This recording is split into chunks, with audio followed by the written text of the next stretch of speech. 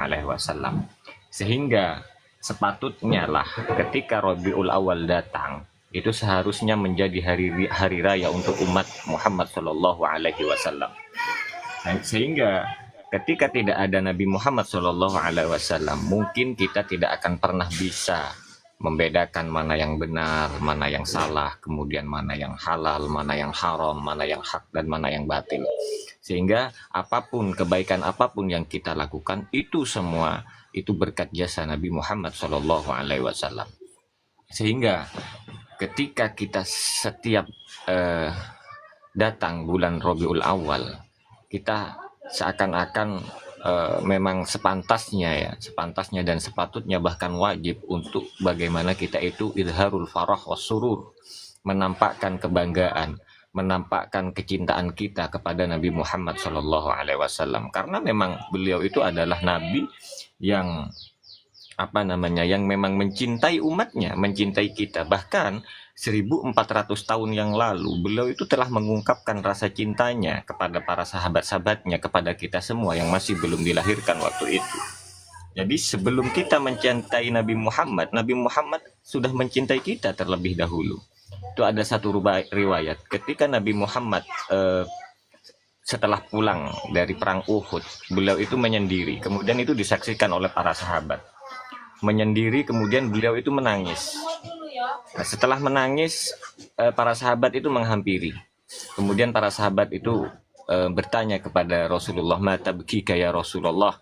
Apa yang membuat Anda itu menangis wahai Rasulullah?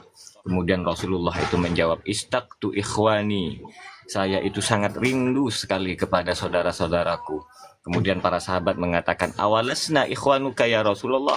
Apakah kami itu bukan saudara-saudaramu ya Rasulullah? La, kata Rasulullah. La, tidak. Bal antum ashabi. Akan tetapi kalian itu adalah sahabat-sahabatku, kata Rasulullah sallallahu alaihi wasallam. Wa amma ikhwani, dan adapun saudara-saudaraku adalah huwa qaumun, dia adalah satu kaum, ya'tuna min ba'di, yang datang setelah aku, kata Nabi Muhammad, wa hum yu'minu nabi walam yarawni. Mereka itu beriman kepadaku, tapi mereka belum pernah melihatku. Nah, di sini diartikan apa? Bahwa Rasulullah Shallallahu Alaihi Wasallam itu sudah mencintai kita jauh sebelumnya, sehingga wajar ketika kita mempunyai rasa cinta, kemudian mengungkapkan, menampakkan kecintaan kita kepada Nabi Muhammad Shallallahu Alaihi Wasallam. Bahkan itu wajib buat kita. Dan kemudian ketika kita dicintai oleh Nabi Muhammad Shallallahu Alaihi Wasallam, kita itu harus mempunyai perasaan yang sangat beruntung sekali dan harus bersyukur kepada Allah Subhanahu wa taala. Itu ada satu riwayat. Ya, ada suatu asar itu nanti ketika hari kiamat. Ketika hari kiamat itu manusia itu nanti berbaris untuk masuk surga itu ada 120 shaf. Ya, ada 120 barisan. Kemudian dikatakan di sana 2/3 dari 120. 2/3 dari 120 itu, 20 shaf itu adalah umat Nabi Muhammad Shallallahu Alaihi Wasallam. 2/3 dari 120 itu 80 ya, 80 shaf. Jadi 80 shaf itu semuanya itu umat Nabi Muhammad Shallallahu Alaihi Wasallam, dan 40 shaf itu adalah umat mulai dari Nabi Adam sampai Nabi Isa. Artinya kuota terbesar nanti ketika mau memasuki surga dalam barisan-barisan itu adalah umat Nabi Muhammad Shallallahu Alaihi Wasallam. Mudah-mudahan kita masuk dalam shaf itu sendiri. Jadi artinya kita diistimewakan, kita harus beruntung mempunyai Nabi Muhammad Shallallahu Alaihi Wasallam. Bahkan ada juga suatu riwayat itu mengatakan, malaikat itu mengatakan gini, ajaban minal ajab, kata malaikat, saya itu heran, sangat heran sekali, katanya, li ummatis sabiqah, untuk umat-umat sebelum Nabi Muhammad, untuk umat-umat terdahulu, katanya malaikat itu, lil kasratil ahwal, padahal ketika itu, ya ketika hari kiamat itu adalah keadaan yang sangat menakutkan dan mencekam. Tapi kata malaikat itu, ajaban minal ajab, ajaban minal kaifal ajab, katanya malaikat itu, saya itu lebih heran kepada li ummati Ahmad, untuk untuk umatnya Nabi Muhammad Shallallahu Alaihi Wasallam. Kaifal halak mimman halak. Kalau ada umat Nabi Muhammad itu sampai masuk neraka, sampai celaka katanya. Sampai celaka, kemudian sampai masuk neraka, itu malaikat heran. Kenapa? Qad hazu, kata malaikat, wa qad hazu ni'matal uzma wa izzatal kubra. Padahal mereka itu sudah mendapatkan kenikmatan yang agung, kemudian kemuliaan yang sangat besar sekali, yaitu kemuliaan dan nikmat itu adalah Nabi Muhammad Shallallahu Alaihi Wasallam. Jadi malaikat itu akan heran ketika ada umat Nabi Muhammad Shallallahu Alaihi Wasallam itu masuk neraka. Dan ini wajar. Saya kira wajar karena umat-umat terdahulu sebelum Nabi Muhammad SAW itu dari segi perintah, dari segi syariat itu lebih berat daripada umat Nabi Muhammad. Coba kita kan sering mendengar cerita itu umat Nabi Musa yang syariat sholatnya itu 50 waktu. Sehingga ketika Isra Mi'raj itu Nabi Muhammad itu naik turun melakukan lobby dengan Allah sampai turun dari 50 menjadi 5 waktu. Nah, artinya dulu itu berat syariatnya. Wong kita saja menjadi umat Nabi Muhammad yang disyariatkan 5 waktu itu masih banyak bolong-bolongnya. Apalagi bagaimana rasanya kalau kita itu disyariatkan 50 waktu, kan tidak akan pernah mampu kayak sepertinya. Jadi artinya heran malaikat. Jadi wajar kalau malaikat heran kalau sampai kita itu masuk neraka. Jadi itu enaknya jadi umat Nabi Muhammad Shallallahu Alaihi Wasallam. Kemudian untuk membangun rasa cinta dengan Nabi Muhammad Shallallahu Alaihi Wasallam ada beberapa hal yang memang harus kita lakukan. Ya, salah satu contoh misalkan ketika kita mencintai sesuatu itu kita harus mengenal sesuatu itu. Jadi kalau kita tidak mengenal sesuatu itu ya mustahil lah kita untuk kemudian mencintai sesuatu itu gitu. Paling tidak dengan ini kita harus perbanyak membaca, menggali bagaimana Nabi Muhammad, bagaimana kehidupan Nabi Muhammad, bagaimana fisik Nabi Muhammad. Sehingga Imam Busiri itu mengatakan wansub ila dzatihi ma syi'ta min syarafin wansub ila dzatihi ila qadrihi ma syi'ta min izami. Jadi sandarkanlah Nabi Muhammad itu, zat Nabi Muhammad itu terserah Anda, terserah kalian. Jadi sandarkan pada kemuliaan-kemuliaan yang ada di dunia ini. Kemudian kita juga disuruh menyandarkan kedudukan Nabi Muhammad itu dengan terserah kita, terserah kalian. Sandarkanlah martabat-martabat kedudukan yang ada di dunia ini kepada Nabi Muhammad. Fa inna fadla Rasulillahi laisa lahu had. Sesungguhnya keutamaan Rasulullah Shallallahu Alaihi Wasallam itu tiada batas. Itu ada satu riwayat. Ketika kita bicara tentang kemuliaan Nabi Muhammad, ya kita bicara tentang fisik dulu. Fisik. Wajah Rasulullah Shallallahu Alaihi Wasallam itu sampai dikatakan di diba itu anta syamsun anta badrun. Engkau bagaikan matahari, engkau bagaikan rembulan. Bahkan lebih bagus daripada matahari dan bulan. Karena ada satu riwayat Abu Hurairah itu pernah mengatakan gini, ma ra'aitu syai'an ahsan wa ajmal min wajhi Rasulillah Shallallahu Alaihi Wasallam katanya. Jadi saya itu tidak pernah melihat sesuatu lebih baik, ya, bahkan lebih indah daripada wajah Rasulullah Shallallahu Alaihi Wasallam. Kemudian juga ada satu riwayat itu dari, kalau nggak keliru itu dari Umi Ma'bad. Itu beliau itu ada satu sahabat berjalan-jalan dengan salah satu sahabat ketika waktu malam dan ketika waktu bulan purnama. Di tengah perjalanan itu sahabat itu memandang wajah Rasulullah Shallallahu Alaihi Wasallam, terus dipandangi. Kemudian setelah dipandangi dia melihat ke bulan, mandang wajah Rasulullah lagi, melihat bulan lagi, wajah Rasulullah lagi, mandang bulan lagi. Kemudian Rasulullah itu bertanya, kenapa Anda kok melihat saya sampai seperti itu? Kemudian sahabat ini mengatakan, inna wajhaka ya Rasulullah adwa wa ajmal minal qamar, katanya. Sesungguhnya wajahmu ya Rasulullah itu lebih terang dan lebih indah daripada bulan purnama ini. Ini masya Allah itu wajah Rasulullah Sallallahu Alaihi Wasallam. Kemudian juga ada satu riwayat ini yang diriwayatkan oleh Aisyah. Aisyah itu pernah menjahit baju ya, pernah menjahit baju. Kemudian jarumnya itu jatuh. Waktu malam hari ini ya, menjahit baju, kemudian jarumnya jatuh. Kalau zaman dulu itu kan pakai lampu apa itu namanya, template itu ya, pakai lampu yang nggak terang itu kan, pakai api yang kecil itu. Jadi ketika jatuh jarum itu, kemudian Siti Aisyah itu mencari-carinya gitu kan. Nah di tengah-tengah mencari itu Rasulullah Shallallahu Alaihi Wasallam itu masuk, membuka pintu kemudian masuk, dan seketika itu ruangan itu menjadi terang, dan seketika itu ruangan itu menjadi terang. Nah, ketika Rasulullah itu masuk, akhirnya jarum itu langsung ketemu oleh Siti Aisyah. Kemudian Siti Aisyah mengatakan, ma adwa wajhaka ya Rasulullah, alangkah terangnya, alangkah bersinarnya wajahmu ya Rasulullah. Kemudian Rasulullah Shallallahu Alaihi Wasallam itu tersenyum kepada Siti Aisyah. Kemudian beliau mengatakan, wailul liman lam yara hadzal wajha yaumal qiyamah, kata Rasulullah. Sungguh celaka ya Aisyah, orang yang tidak pernah melihat wajah ini pada hari kiamat. Kemudian Siti Aisyah itu mengatakan, malam yara wajhaka yaumal qiyamah ya Rasulullah, siapa yang tidak akan melihat wajahmu pada hari kiamat ya Rasulullah? Huwallazi, kata Rasulullah, huwallazi inda dzukirtu lam yusalli ilayya. Dia adalah orang ketika disebut namaku, di sampingnya dia tidak bersolawat kepadaku. Allahumma sholli wa sallim ala sayyidina Muhammad. Nah, itu keistimewaan Rasulullah Shallallahu Alaihi Wasallam. Itu wajah Rasulullah Shallallahu Alaihi Wasallam. Kemudian ketika kita sudah mengenal sebagian dari fisiknya, bagaimana indahnya wajah Rasulullah, kemudian bagaimana, sekarang kita kembali ke akhlak ya. Akhlak juga kita harus harus dipelajari bagaimana akhlak Rasulullah Shallallahu Alaihi Wasallam.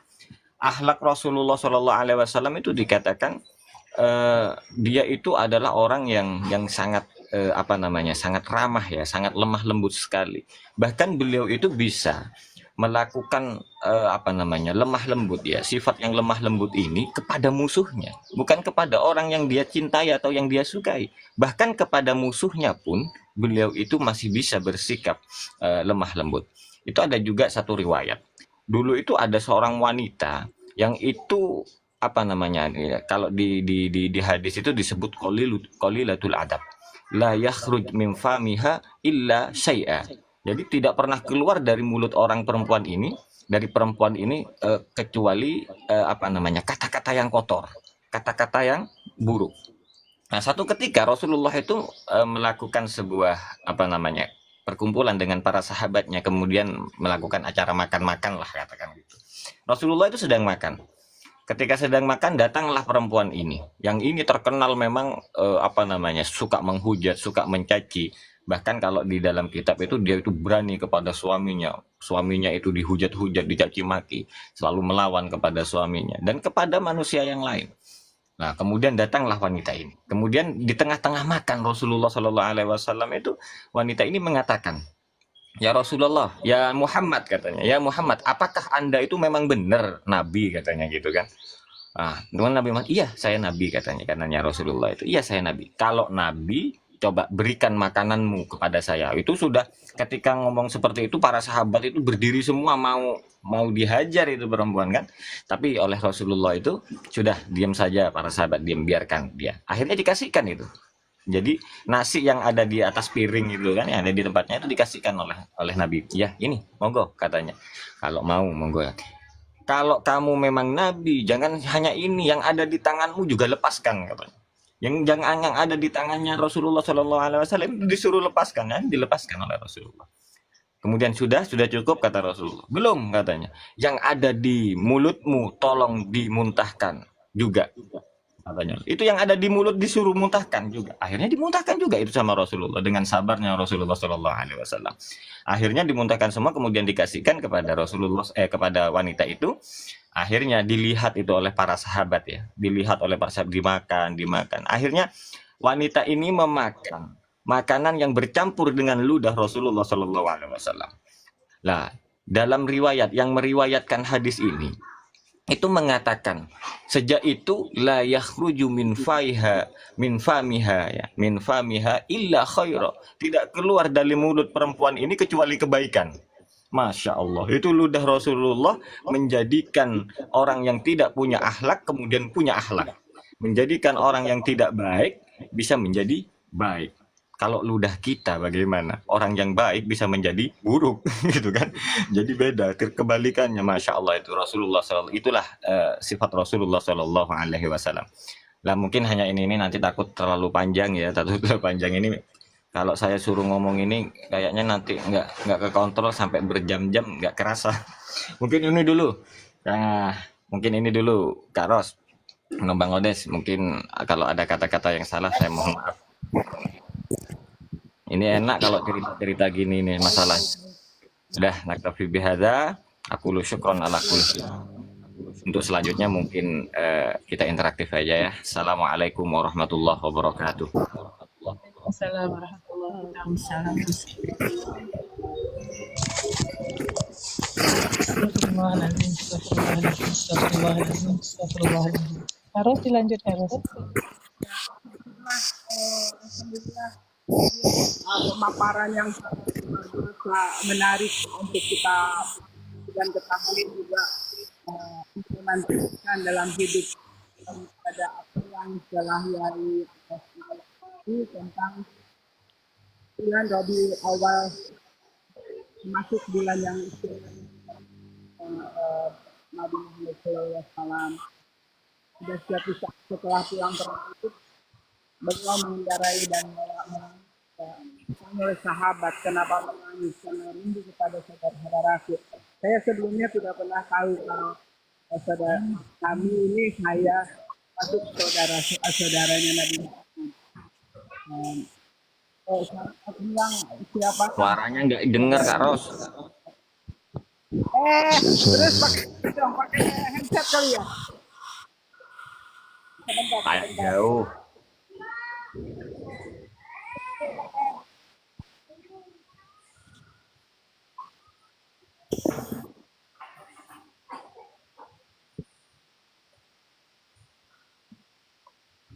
Ini ada yang berisik.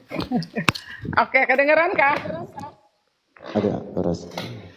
Bagus. Sudah, baik. Saya rasa poin-poinnya semua sudah menangkap. Walaupun saya merangkum, tapi tidak apa-apa. Langsung aja ke acara yang ketiga adalah interaktif, tanya jawab. Untuk teman-teman yang mau ada pertanyaan dipersilahkan.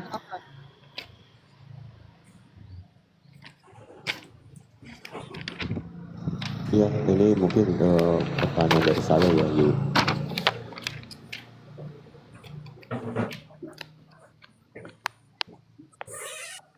Iya. Ya, ini saya ingin bertanya ya, kan ketika kita mendapatkan kenikmatan ya dalam beribadah, contoh dalam sholat lah, mungkin teman-teman sudah pernah merasakan ya sesuatu kenikmatan dalam beribadah itu. Dan ini saya menanyakan itu kenikmatan kita mengenal sosok Nabi kita ya, Nabi Muhammad itu bisa digambarkan seperti apa ya? Jadi itu aja ya. Ya itu kan ada satu makalah itu man ahabba syai'an fakasura dzikruhu. Jadi barang siapa yang mencintai sesuatu dia akan lebih sering, akan lebih banyak untuk menyebut sesuatu itu. Artinya paling tidak bentuk satu cinta kita kepada Rasulullah SAW itu yang pertama itu memperbanyak sholawat. Ketika kita sebanyak apa sholawat kita kepada Nabi Muhammad, nah berarti sebanyak itu cinta kita kepada Rasulullah SAW. Cuman tidak cukup dengan itu. Artinya cinta itu butuh dengan butuh dengan bukti ya, butuh dengan pengorbanan. Jadi butuh dengan pengorbanan. Karena satu-satunya untuk mendapatkan cinta Allah, untuk mendapatkan ridho Allah Subhanahu wa taala itu dengan mengikuti Nabi Muhammad SAW, mengikuti apa yang telah diperintahkan oleh Nabi, kemudian menjauhi larangan-larangan apa yang telah dilarang oleh Nabi Muhammad SAW. Jadi kata Rasulullah ittabi'uni. Jadi kul in kuntum tuhibbunallah fattabi'uni yuhibbukumullah. Jadi jika kalian itu ingin Allah itu mencintai kalian, kata Nabi, fattabi'uni, maka ikutilah aku. Yuhibbukumullah, maka kalian itu akan mendapatkan cinta Allah Subhanahu wa taala. Jadi itu Bang Odes. Jadi sebanyak apa kita bersolawat, kemudian seistiqomah apa, sesemangat apa kita melakukan perintah Nabi Muhammad. Nah, disitulah bisa menjadi ukuran barometer cinta kita kepada Nabi Muhammad Shallallahu Alaihi Wasallam. Jadi seperti itu Bang Odes. Terima kasih Yai. Mungkin yang lain.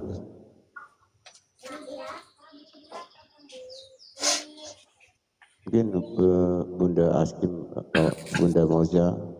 Bi, buka mute-nya, Bi.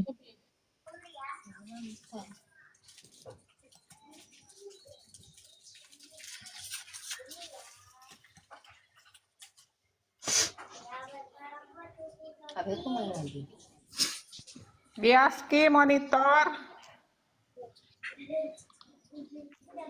Biaski monitor. Blender cantik monitor. Bobo. Coba Ini manis. Naik, yang mau naik. izin Kim ini bertanya lagi Itu ya. yang mesti siapa itu, silakan. Oh itu, Pak Rara. Di mute Askim ini, wah. Ya, izin. Assalamualaikum warahmatullahi wabarakatuh. Waalaikumsalam warahmatullahi wabarakatuh. Warahmatullah. Sehat Bunda? Alhamdulillah Yai. Ini lagi di luar ini makanya aku nggak naik. Cuma penasaran, ada pertanyaan waktu itu sempat mampir di Komang tentang surat Al-Hajj ayat 6 itu Yai. Al-Hajj ayat 6. Ya. Waqalu gimana itu ayatnya? Waqalu ya ayyuhalladzi nuzila alaihi dzikru innaka lamajnun itu ya. Ya, ya Yai. Wa qalu ya Ya ayyuhalladzina ayyuhalladzi nuzila alaihi dzikru innaka lamajnun. Iya, itu. Ya. Kenapa emang? Iya, itu jadi beranggapan kan di sini dituliskan bahwa yang mempercayai Nabi Muhammad itu benar-benar orang gila gitu. Itu maksudnya gimana maksudnya? Ya itu kan apa namanya dia itu kan gini Bang. Jadi orang-orang yang mendustakan waktu itu kan orang-orang yang mendustakan Muhammad itu mengatakan, artinya perkataannya itu adalah satu ejekan ya. Kan artinya gini. Wahai orang yang diturunkan padanya Al-Qur'an, sesungguhnya kamu orang yang kehilangan akal sehat. Lamajnun itu kan orang gila Bang. Jadi artinya orang yang orang yang menganggap percaya, artinya ya orang yang percaya kepada Nabi Muhammad, orang yang percaya pada Nabi Muhammad itu dianggap oleh mereka yang mendustakan Muhammad itu adalah orang gila. Jadi misalkan kemudian mereka itu mulai bertanya, mengapa kamu itu tidak mendatangkan malaikat kepada kami, katanya. Kata gitu ditafsir seperti itu. Bila kamu memang berkata benar. Jadi Nabi Muhammad itu dituntut untuk mendatangkan malaikat. Jadi untuk bersaksi ya, tujuannya itu untuk bersaksi bahwa para malaikat itu mendukung Nabi Muhammad bahwa sesungguhnya Allah itu telah mengutusnya. Jadi mereka itu tidak percaya dengan perkataan Nabi Muhammad. Tidak percaya dengan apa yang telah diturunkan oleh Allah kepada Nabi Muhammad. Seakan-akan kalimat-kalimat dari Al-Qur'an itu memang dari lisan Nabi Muhammad gitu loh. Begitu Bunda. Jadi sehingga orang-orang yang percaya itu dianggap gila gitu kan. Kasarnya itu berarti jas dari orang kafir, kasarnya gitu ya Yai ya. Yang tidak mempercayai kalau Al-Quran itu wahyu Allah, cuman semata-mata karangan Muhammad begitu ya. Ya benar. Seolah-olah karangan Muhammad. Jadi innaka lamajnun itu sesungguhnya kamu itu benar-benar orang gila katanya gitu kan.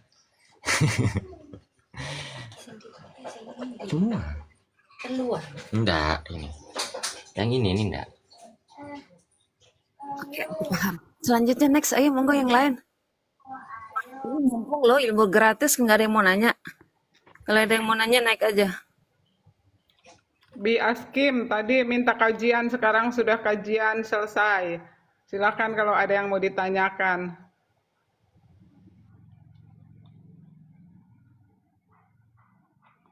Bi Askim, you wake up or sleeping? The next, she's Ya kalau nggak ada, sleeping, I think.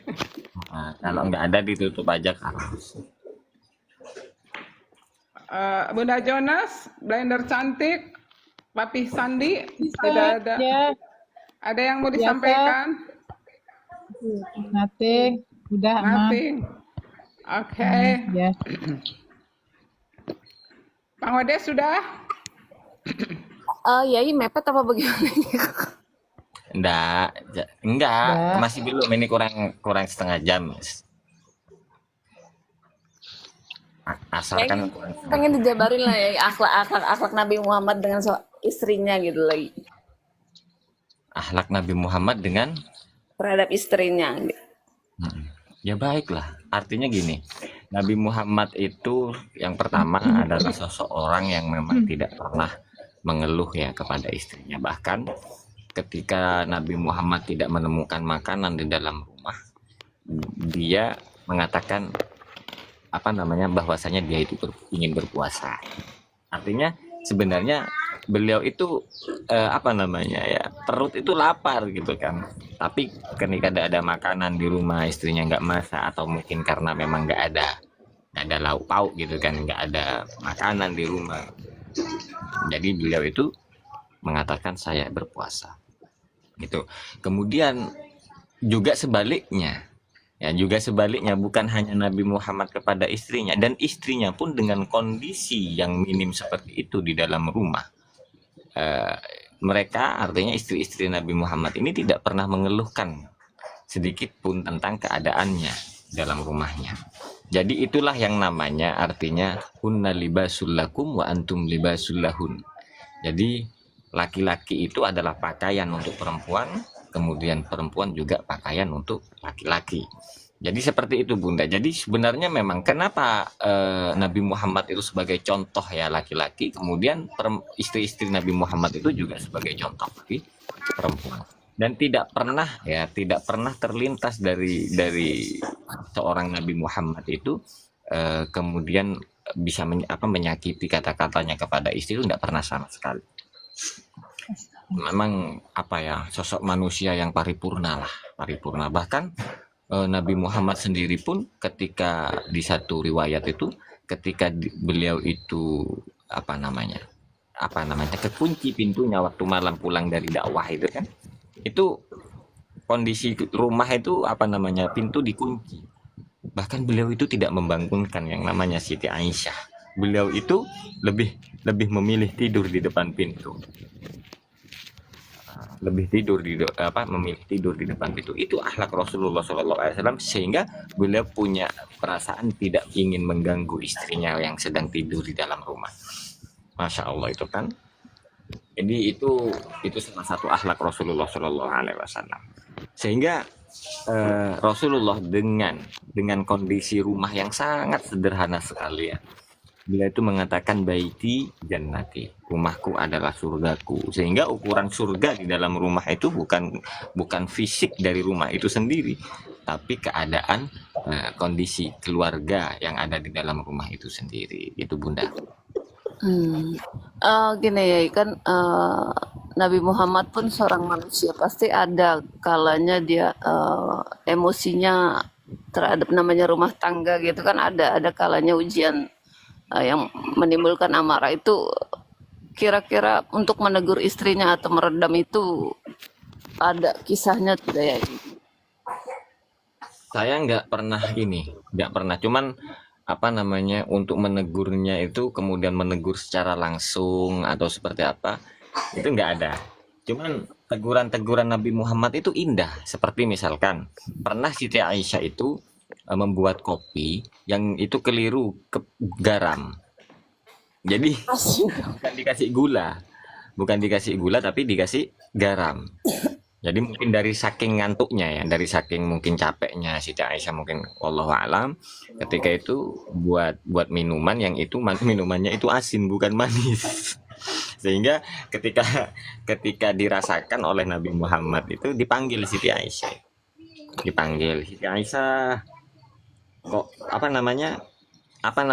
disuruh minum juga, tapi dengan bahasa yang bagus itu. Cuma saya lupa itu kalimatnya ya, saya itu agak lupa, itu kalimat hadisnya itu agak lupa. Jadi disuruh minum kan ke Aisyah, tapi dengan candaan gitu kan, dengan bercanda, yang akhirnya di sana itu suasana akhirnya apa namanya ya, suasana itu bukan mencekam, malah apa, saling tertawa, saling ini gitu loh. Jadi tidak ada kalau Bunda cerita-cerita atau riwayat yang kemudian Nabi Muhammad itu marah kepada istri atau menegur istrinya secara kasar misalkan ya, dengan kata-kata yang menyakitkan, itu tidak ada riwayat itu. Cuman pernah Siti Aisyah itu juga mengatakan gini kepada Siti Fatimah. Jadi beliau itu kan Siti Aisyah itu agak cemburu kan kepada Siti Khadijah, ibundanya Fatimah. Jadi beliau mengatakan gini, Nabi Muhammad itu adalah laki-laki yang paling beruntung katanya, karena dengan posisi dia duda, seorang duda, dia mendapatkan perawan seperti saya, katanya Siti Aisyah gitu kan. Itu ngomong di depan Siti Fatimah, yang Siti Fatimah itu adalah putri dari Siti Khadijah.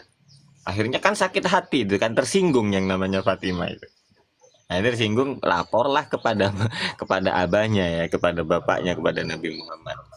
Ya Rasulullah, sesungguhnya apa namanya, Aisyah itu mengatakan seperti itu tadi, dikatakan gini. Akhirnya Nabi Muhammad itu dengan enteng jawabnya, ya katakanlah kepada siapa namanya, kepada Siti Aisyah itu bahwasanya Khadijah itu adalah wanita yang paling beruntung, dengan kondisi, dengan posisi yang dia janda, dia mendapatkan perjaka yang namanya Muhammad kan. Jadi harus dengar itu.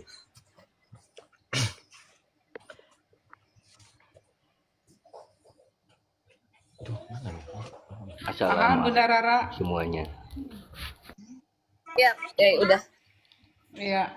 Terima kasih Yai atas penjelasannya daripada pertanyaan-pertanyaan Bunda Rara, yang menjadikan kita juga lebih mengetahui banyak tentang perilaku Rasulullah kepada istrinya. Mungkin tentang gula dan garam, Nabi itu begini, Siti Aisyah, sini deh, ini adalah kopi terenak yang pernah kamu bikin, Nah, benar. Mungkin gitu. Cobain. Dicobain lah. Jadi ketawa, iya kan, terenak. Barangkali seperti itu. Cuma kadang menegurnya gini. itu. Tapi apa namanya, istri-istri sekarang banyak yang seperti itu Bunda, Kak Ros. Karena gini, kadang kan laki-laki itu sering apa namanya, HP-nya itu ya, karena ada mungkin perempuan yang dekat gitu kan. Sebenarnya namanya Laila, diganti namanya Lucky misalkan. Iya. Kalau itu bukan pakai garam lagi, ya pakai cyanida, udah aku campurin kopinya. Nah, kalau itu mah konteksnya balas dendam Pak Yai, buset dah. akhirnya sama istrinya yang gula ditulis garam, yang garam ditulis gula gitu kan. Kalau saya kasih pemutih itu Bunda. Saya kasih samping pemutih itu. Gini, Pak Yai, ada titipan pertanyaan keluarga ini Pak Yai. Maaf kalau misalkan keluar dari konteks ya. Ini kalau misalkan ini pada saat suami lagi emosi bilang kata-kata cerai, itu harus akatan lagi nggak Pak Yai? Dah. Tak jadi dunia nikah itu Panjang ceritanya lah. Enggak, maksudnya artinya beliau itu kan canggung nih, ya kan? Loh, aku barusan ngomong cerai dong. Loh, harusnya udah nggak sah nikahnya. Nah, di sini dia tanya sama aku tuh harus akatan lagi atau enggak gitu. Kan di situ aku yang pernah tahu itu kalau kita lagi emosi, kata cerai itu nggak berlaku gitu, kecuali kalau kita dalam posisi sadar gitu, itu baru berlaku gitu Pak Yai. Bener nggak Pak Yai? Ya, itu emosi itu ada 3 macam Bang Odes. Itu kalau di fikih itu dibahas panjang itu Bang Odes, masalah emosi itu. Jadi gini Bang Odes, Bang Red. Cerai itu ada 2 kan, jenisnya itu ada 2, ada soreh, ada kinayah. Ada soreh, ada kinayah. Yang soreh itu, jadi yang soreh itu harus meliputi dengan 3 kalimat. Jadi ada kalimat tolak, kemudian ada kalimat firok, kemudian ada kalimat saroh. Itu cerai. Nah, jadi jelas, artinya soreh itu jelas Bang Red. Jadi tolak itu artinya cerai ya, firok itu artinya pisah, kemudian saroh itu artinya membebaskan. Sehingga ketika kita melafadzkan 3 kalimat ini kepada istri kita dalam kondisi seperti apapun ya, dalam kondisi seperti apapun, baik dia itu gurau, baik dia itu serius, baik dia itu marah, maka jatuhlah talak itu, Bang Red. Jadi itu soreh ya. Jadi soreh itu tidak membutuhkan niat. Jadi la yaftakiru ila niyah. Kalau di bahasa kitabnya itu nanti mungkin Ustaz Tony nanti itu bisa jelas, itu di takrib itu ada. Jadi la yaftakiru ila niyah, ila izharin niyah. Jadi tidak perlu, artinya tidak membutuhkan niat itu. Jadi kalau soreh itu terjadi meskipun itu gurau, Bang Red. Nah ini tujuannya apa? Tujuannya supaya laki-laki itu tidak mudah untuk mempermainkan perasaan wanita. Kemudian yang kinayah, lah ini masuk kepada kinayah. Nah kalau yang kinayah itu yaftakiru ila idharin niyah, ya.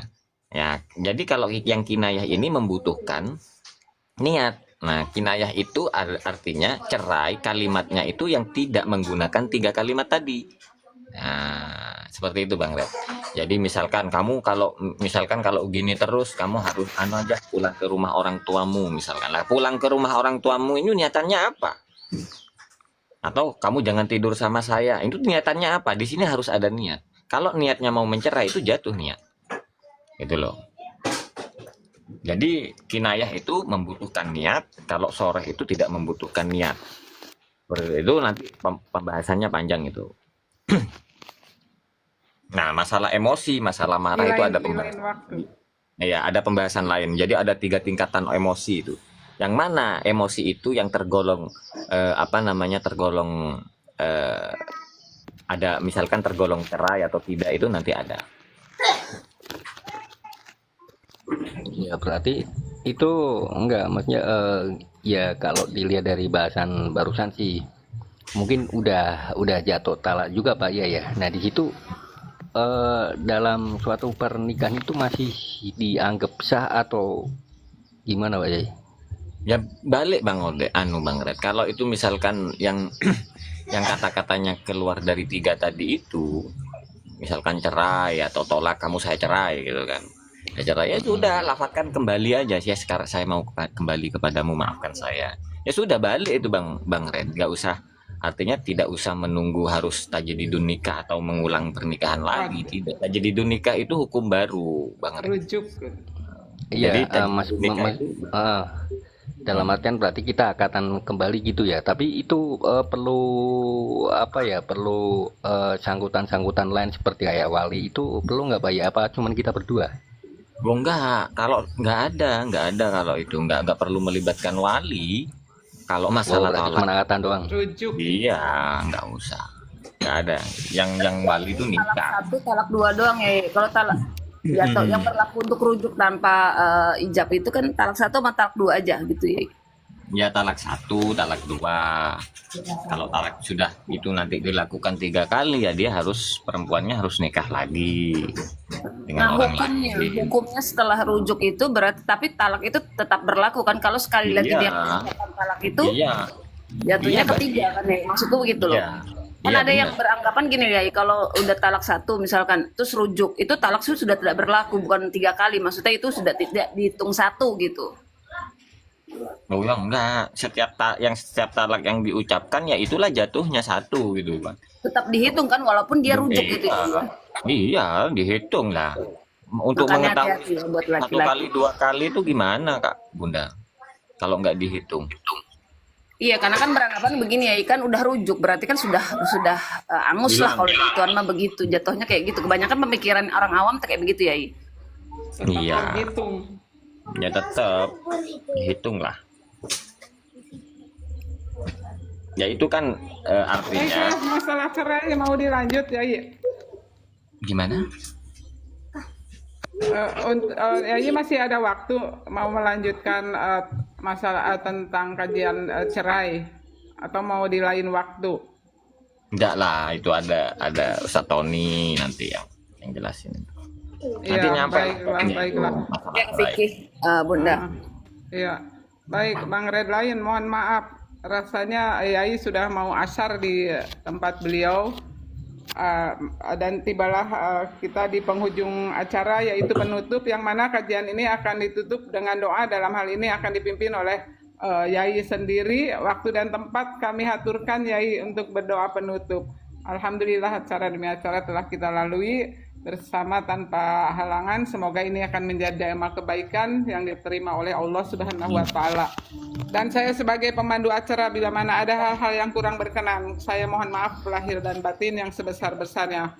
Wallahu alam bisawab. Assalamualaikum warahmatullahi wabarakatuh. Silakan ya. Waalaikumsalam warahmatullahi wabarakatuh. Mudah-mudahan apa yang kita kaji pada siang hari ini mudah-mudahan bisa menambah keimanan, keislaman dan ketakwaan kita, dan mudah-mudahan juga akan menambah kecintaan kita kepada Nabi kita, Nabi Muhammad Shallallahu Alaihi Wasallam.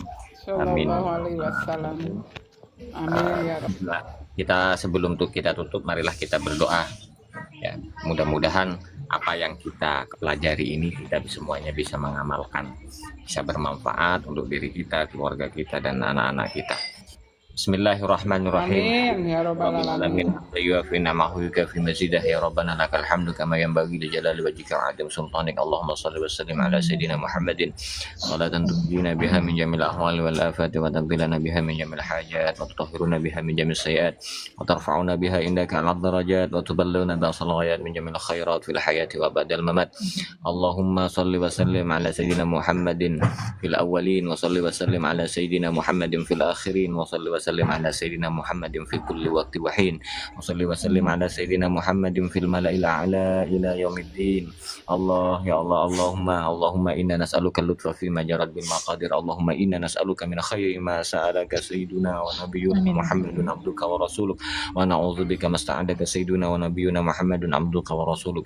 Allahumma inna nas'aluka mujibati rahmatik wa azaima maghfiratik wa salama min kulli ismin wa ghanima min kulli birrin wal fawza fil janna wan najata minan nari wal 'afwa عند الحساب. ربنا لا تزغ قلوبنا بعد إذ هديتنا وهب لنا من لدنك رحمة إنك أنت الوهاب. ربنا هب لنا من أزواجنا وذرياتنا قرة أعين واجعلنا للمتقين إماما. ربنا اغفر لنا ولوالدينا وارحمنا كما ربيانا صغيرا. ربنا ظلمنا أنفسنا وإن لم تغفر لنا وترحمنا لنكونن من الخاسرين. ربنا آتنا في الدنيا حسنة وفي الآخرة حسنة وقنا عذاب النار. وصلى الله على سيدنا محمد وآله وصحبه وبارك وسلم. سبحان ربك رب العزة عما يصفون وسلام على المرسلين والحمد لله رب العالمين. الفاتحة. Alhamdulillah minasyaitonir rajim. Bismillahirrahmanirrahim. Alhamdulillahi rabbil alamin.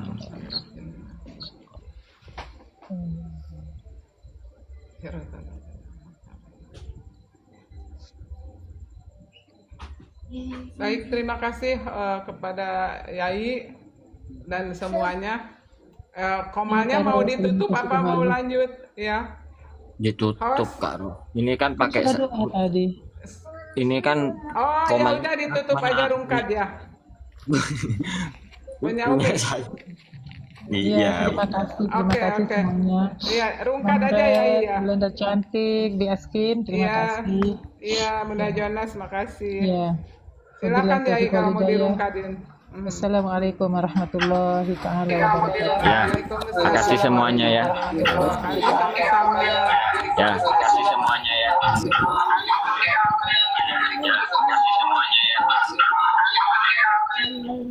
Ya, mohon maaf semuanya. Assalamualaikum warahmatullahi wabarakatuh. Waalaikumsalam warahmatullahi wabarakatuh.